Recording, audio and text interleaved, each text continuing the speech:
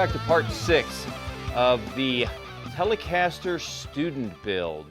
And if you're just joining us now, this is a series I'm doing for my students at a local college, the lutherie program within that, where they're building their first electric guitar, and they're building either a Telecaster or Stratocaster. And in this video series, I'm building a Telecaster, and then in class, I'm building a Stratocaster, and the students are picking which one that they would like to build, and they're doing that. So we are up to the point where we are ready to put the frets in. Now, I was going to title this The Cheapest Fret Job Ever. But anyone who's been watching any of my videos probably wouldn't buy that, because even though it gets a lot of hits on YouTube when you say the cheapest this or the cheapest that, there's nothing that I do that's the cheapest. I have a spread of tools out in front of me, and if you're interested in doing the cheapest fret job ever, it's probably not going to be this video that's going to help guide you through that. If you're interested in doing a great fret job, then I'm going to show you the tools and some techniques in order to do that correctly. Tools may vary based upon what type of fret you're using. If you're using nickel silver, you can get away with a lot of the standard files and cutters and things like that. If you're using anything harder, especially stainless steel, you're going to want to get into some higher end tools that are either diamond or titanium coated and things like that in order that they hold up. So I'm going to show you just an assortment of different tools that I have here real quick before we kind of move forward. This is a good one from Stu Mac. This one is just a little scraper that is used for clearing out any of the dust within the fret slots themselves that gets packed in there when you're sanding it. If you need to lower the fret slots just a little tiny bit or clean out some glue that may have seeped into the slots when you're gluing in your fret markers, then this is a pretty good one, because it can get into that fret slot and clean out the bottom and level it, or add a little extra depth if you want to. If you're really over radiused your fretboard and your fret slots are nowhere even close to the right amount of depth, then a saw like this is Japanese style saw, so it's a pull saw rather than a push saw, but this has got a gauge on it that helps limit the depth of cut, so you can adjust all your fret slots to whatever is appropriate. You're going to need various cutters. This is kind of your standard flush cut to nip the ends of the frets after you install them. But these are just your standard hardened steel, and they will not hold up to stainless steel. This is something special that I found. These are not flush cuts, so it leaves me with more filing to do when I cut the ends. But these are titanium coated. If anybody can find some titanium coated cutters that actually have flush cut capability, let me know, because I haven't been able to find them, and that's what I really need for my stainless steel. These little guys are pullers, fret pullers. So these are needed if you kind of mess up a fret and you got to pull it out and redo it, or if you're doing repair work. If you're installing your frets in a fretboard that is bound, then you're going to need some type of a nipper to nip the little tang off of the last millimeter or two of the end of the fret wire. And something like this is a great nipper. This is made by a company called Syntoms out of Belarus, and this one is one of the only ones I'm aware of that is actually built from the ground up for cutting stainless steel fret wire. Most wire comes in either short pieces like this, or it may be individual size pieces that are pre-radiused. But if you don't have pre-radius fret wire, maybe it comes in big lengths like this, and you've got to cut it to length yourself. You're going to need to radius that first.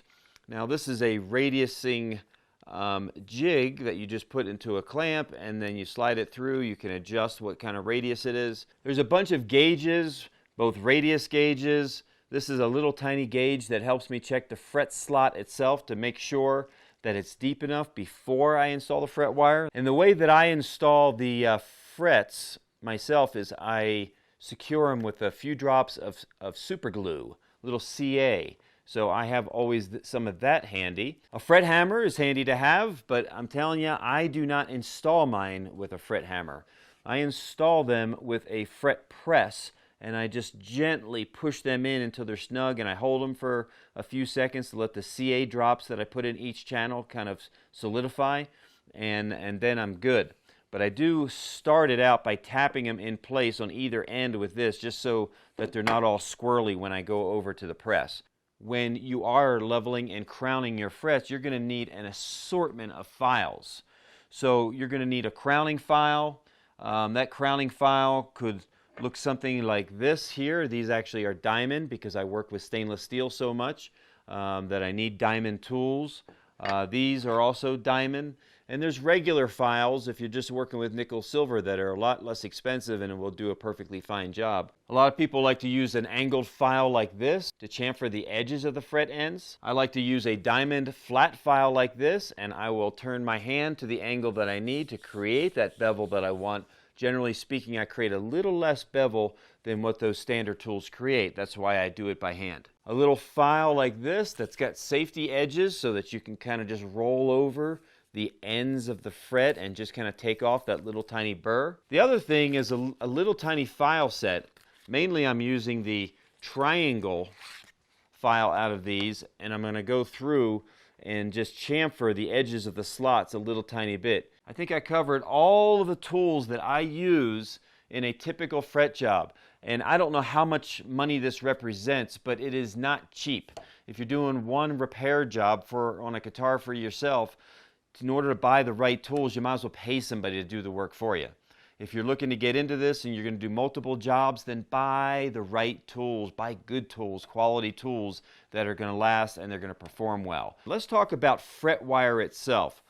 This is kind of standard nickel silver stuff, what StewMac calls number 152. 152 gives a dimension of the width of the crown as basically 92 thousandths, 0.092, and the height of the crown to be 0.048 inches, which is 48 thousandths of an inch. And this is what they call their most popular or recommended by Dan in size, and I guess they would call that, what, a medium higher? I've got about the same size here in a bronze alloy. Okay, it's ringing bronze. It's bronze and tin, and it's about slightly harder than your standard nickel silver, and it has that gold color. I'm going to use those on this particular fret job only because this neck, that is going to be my demonstration neck, is going to get gold hardware. So whenever I use gold hardware on a guitar, I prefer to use gold frets. It just seems to tie together better, in my opinion. Little extra details, I think, make the difference. So we're going to go ahead and work with this fret, and I'm going to be working with this. In talking about fret wire sizes, this is what we talked about for the Cintam's ringing bronze fret wire. 2.3 millimeters, which is 0.091, 1.2 high, 0.048 thousandths. The StewMac fret wire that we talked about, their most popular, or Dan recommended, the number 152, is 0.92 by 0.048. So you can see they're virtually identical in size to the one that Dan recommends from the fret wires that StewMac sells. If you look on the right side here, you'll see the industry standards that was kind of developed by Dunlop, who's one of the biggest manufacturers of fret wire in the United States. The 6230 here is about the smallest fret wire that you'll ever see installed on a Fender neck, and that's 78 thousandths wide by 43 thousandths tall. The 6150 is taller and the exact, or I should say, is wider, but the same overall height, and that is what would be called vintage jumbo on Fender style guitars. The next one is currently the most popular size that they're selling, so that's 90 thousandths by 55 thousandths. So if you compare it back over to here, what I'm going to be using, it's really the same width and just a little bit taller by 7 thousandths of an inch taller on that one.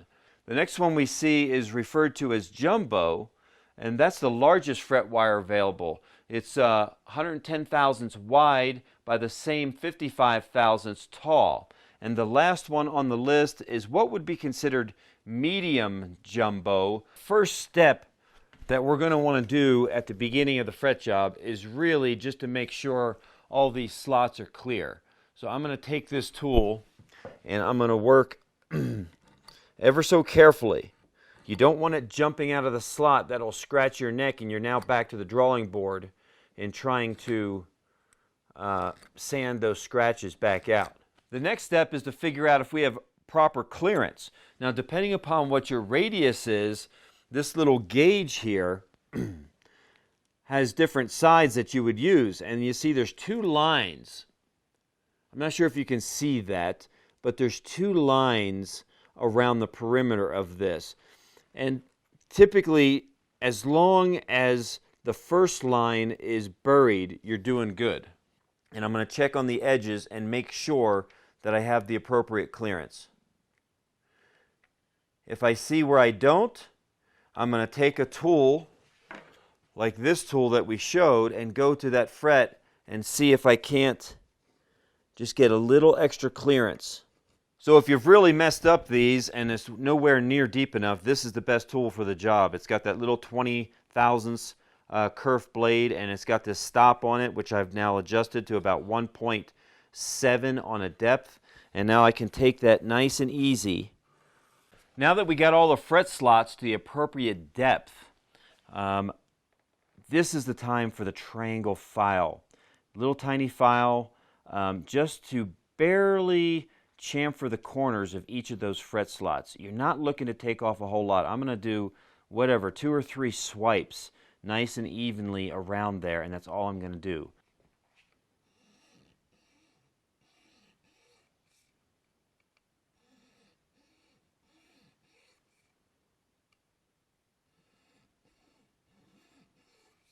Takes about a minute, but I'm telling you what, whoever ends up repairing or fixing a fret in the future will thank you for it, whether that's you or somebody else working on your guitar. Now, in my class or this video, I'm not really intending to teach you how to install frets into a compound radius fretboard.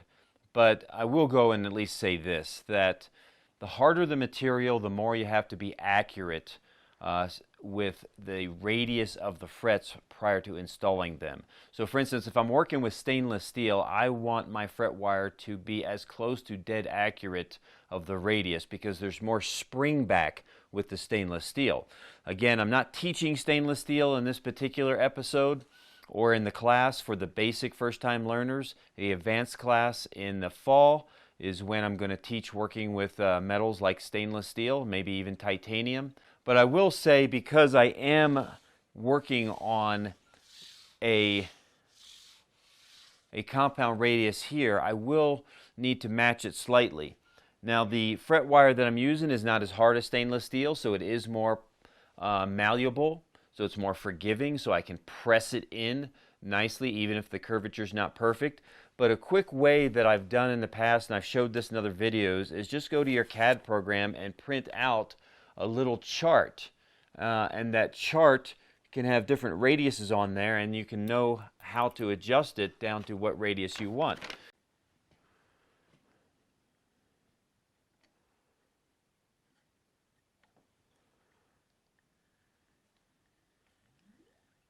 Now, one thing that I recommend for the students is take your fret wire and cut it all and insert it into some way to organize it.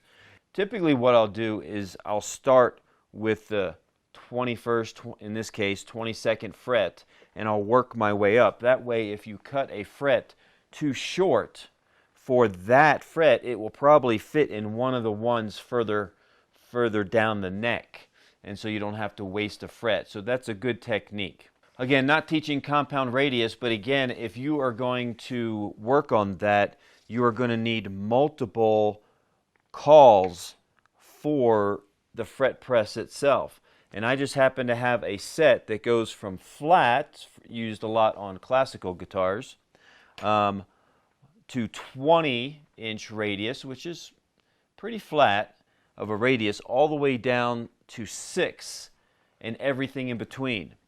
7.25, 9.5, 10, 11, 12, 13, 14, 15, 16, 17, 18, 19, 20. There's the counting again. I can't seem to get away from counting. So now we're moving to fret number 8.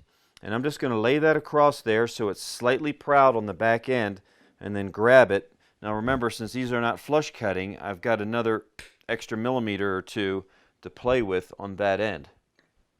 So that works out pretty good. Number 7.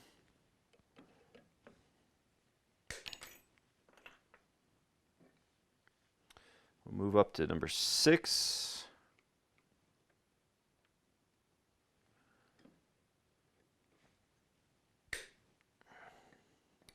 21 frets ready to be installed.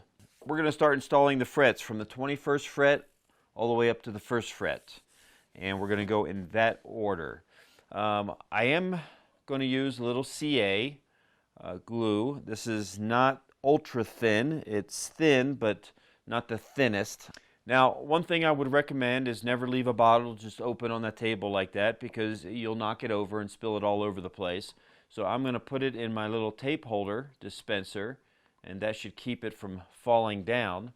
And then I'll use this little syringe, mini syringe, to put 3 drops, basically left, middle, and right, in each of those slots as we go. And I've got my call in there for the 11-inch radius, which is going to be this side. And let's go ahead and do that.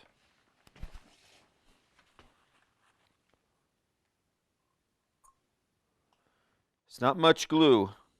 1, 2, 3 drops is all I need. And then I'm going to go and grab my 21st fret, insert it in there, and I'm just going to tap it gently on either side. That is just enough to hold it in place in order to get it up to my press.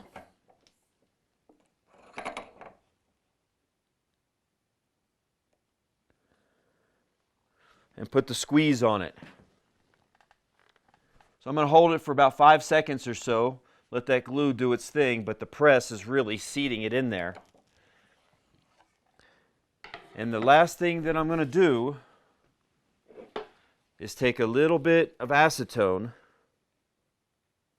If you're not familiar, acetone will dissolve super glue, and I'm just going to wipe any of the acetone that bleeds out from underneath the frets, just superficial, and I'm going to wipe that off while it's nice and fresh.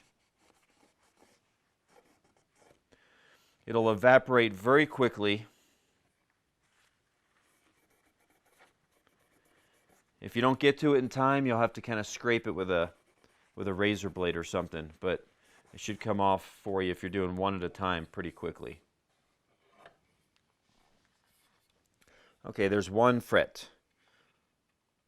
Slightly sticking out on either end, but that's exactly what we want. Seated nice and flush.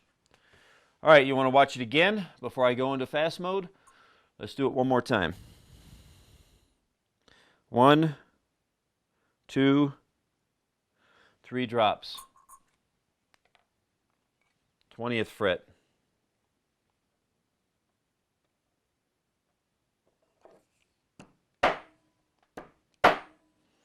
Two whacks with the hammer. That's all you need.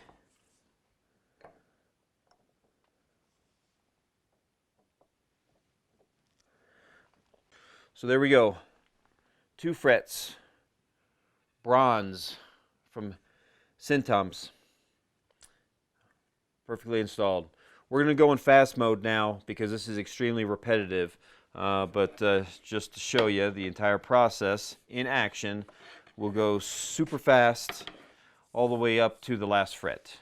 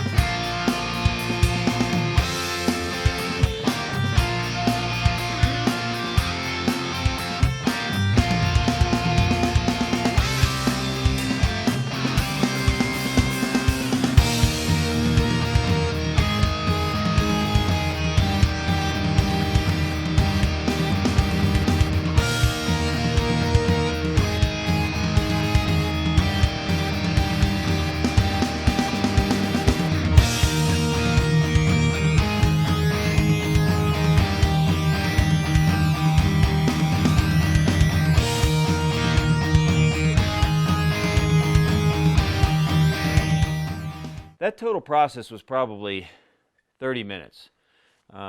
Maybe about a minute per fret. And honestly, I find fretting to be a very relaxful thing. Just sitting down, taking your time, making sure everything is right, and seeing the results is extremely satisfying. It is a great experience to be able to take your time and fret a guitar and have it turn out just ever so nice. So the next thing that we're going to do before we close up this episode is just flush the ends of all of these frets and get it nice and smooth. And then next episode we'll be working on contouring the back. Why do we contour the back after? Because as you can see from the press, I have a nice flat platform for this Fender style neck to sit on, so it really works out well to do it in that order for this particular guitar. You can do it any order you'd like. This is the way that I do it on a Fender style neck, and it works pretty well. All right, now we're going to flush up the ends of these. For this maneuver, I am going to break out the glove. Why am I breaking out the glove? Is it because I want to be like Michael Jackson? No. It's because too many times I've had my file slip off and gouge my finger and draw blood. And I'm tired of drawing blood when I do this stuff. So I will use this. Now it's not as much of a problem if you're using this style where we're going to go back and forth and file that down. It kind of captures it in there. So I will go with a diamond straight file here, and I will then create the bevel that I want. So I'm going to start off by flushing it. Now one of the reasons that I like the diamond file is it really is pretty aggressive on metal but not very aggressive on wood. So I'm not going to risk going too far and starting to make my neck more narrow. It's just not going to happen with a diamond.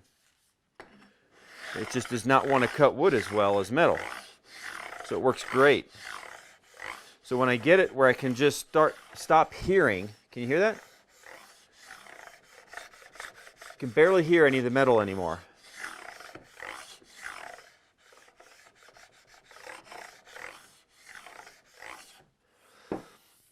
That's the point that I know I'm getting it pretty flush on the edges. And now I will put a chamfer in there and manually take off. I've only got probably 10 degrees. The normal one I think is about 30 degrees.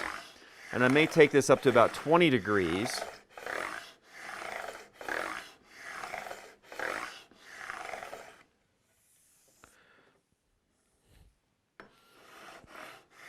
And when I got the chamfer I want, I'm going to stop.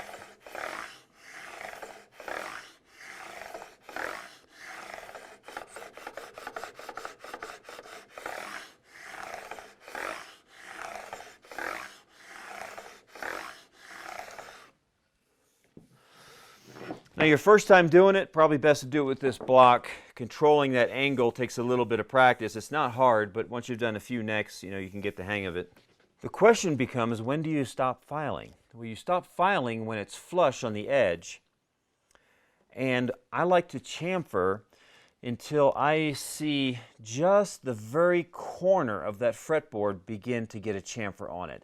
And I'm talking about microscopic, just barely chamfers. And when I get that, I know that I've got the bevel perfectly flush with the edge of the fretboard.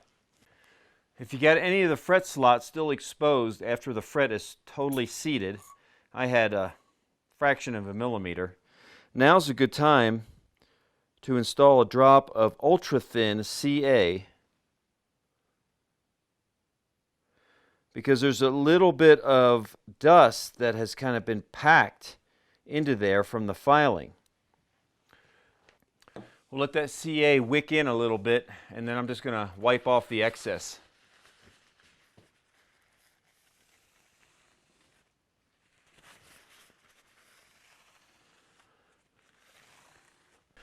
The last thing I'm going to do, you don't have to do it at this point, but I'm going to take a little safety file and I'm just going to slightly round over all of the sharp burrs on the edges of those frets. We're going to catch that later when we do the final leveling and crowning, but I just like to do it now so that it at least feels nice on the edges until I get to that point where I'm doing the final crowning.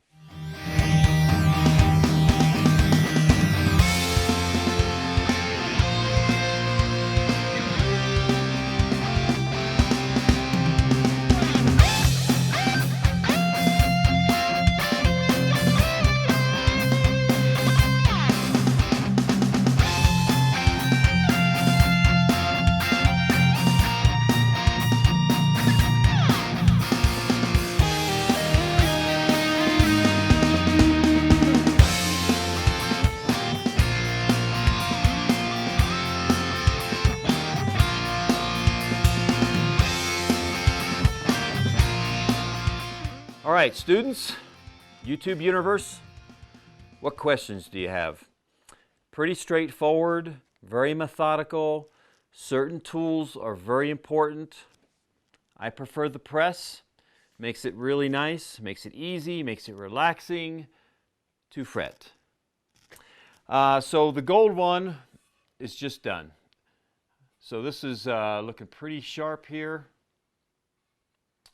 And we're going to let that sit until after we carve the neck and get that completely done. And then one of the last things we're going to do, even after the finish is applied, I'm going to then level and crown. And that way it's at the last possible moment with any shifting or moving of the wood is already going to take place, and we're going to get the most accurate results that way. So that's going to wrap up this episode. I may go ahead and do this neck too, and I'm thinking of using the Centom's stainless steel version in this because I think this guitar is going to be pretty sweet. So I don't know, I may be selling it, but I may keep it for a while because I think it's going to be pretty sweet in the end. So I'm going to make sure I put stainless steel on this guy because I want to keep it excellent fret condition for a long, long time. All right, so next episode will be the contouring of the neck. And until then, remember, no matter what you do, start with excellence.